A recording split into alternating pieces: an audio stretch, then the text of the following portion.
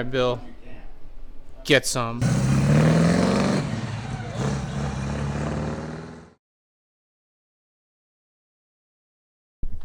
All right, welcome back to Burly Builds. Another shop day on our hands. This is a continuation of last week's video where we worked on my buddy Billy's Firebird, and we found a bunch of issues with the axle and with the brake lines. So we're going to be redoing some brake lines, and we're going to be pulling the axle shafts to redo the axle seal and inspect to see if there's anything else wrong. So first things first, as usual, get this thing out of the shop and clear some room.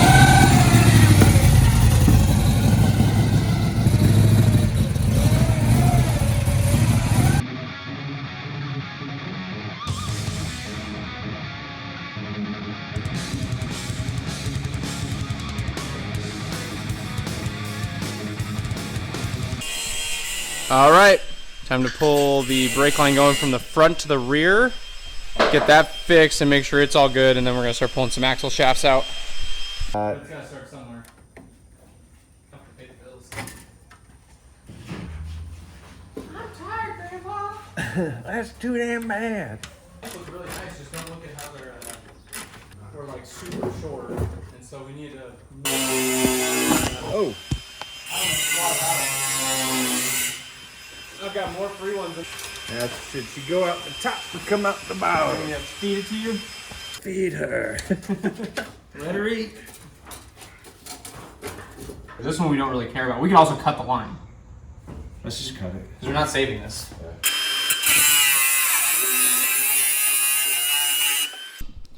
Since we got more people than work for the Firebird, we're also putting some hands on enclosing this wall over here. Before, just replicate that.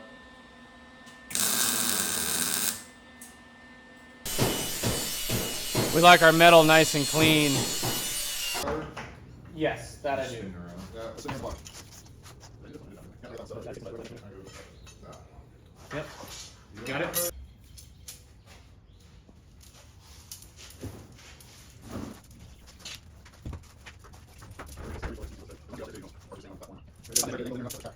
Get some weight on there, but don't put all your weight on it. Okay.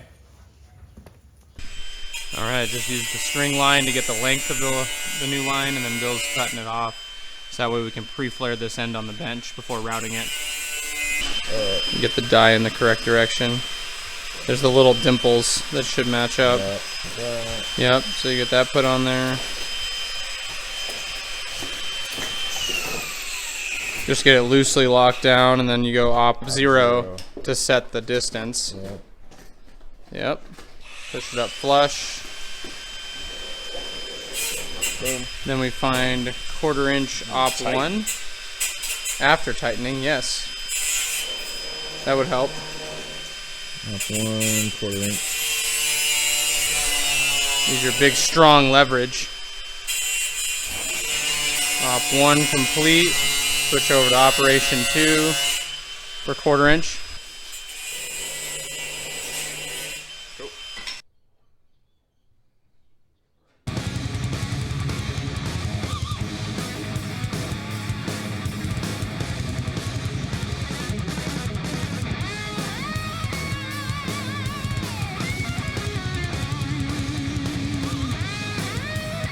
Making a new line from the master down to the diverter. All right, pump.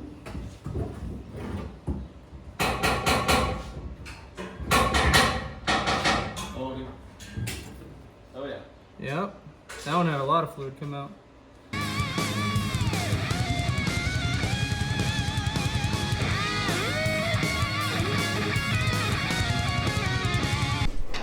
All right, brake lines are done, bled, and not leaking, which is obviously a good feature. And so now we just got an update on the studs for the rear end. They're delayed, so we're not going to pull that apart until we know exactly when they're going to show up. So in the meantime, Bill actually had to modify or cut his floor in order for the shifter linkages, since it's not the original transmission. So he's just cutting the rest of that out to make a nice, easy square, so we can patch that floor. All right, Bill, get some.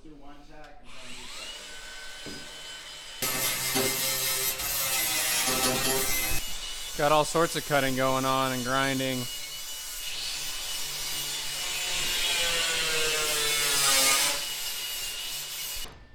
Still getting that tight fitment going. All right, that section of floor is all patched up.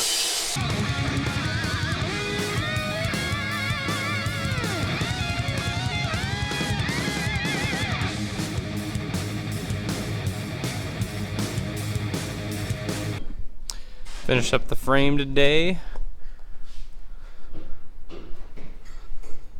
One of the things that's going to be required for tech is a rear firewall and a cover for that package tray up there. So Taylor's actually working out here on building a template for those. And then we're going to cut it out with some sheet metal. So we're removing these Ys out of the car to make room for the new rear firewall. One might say this is an unwise decision.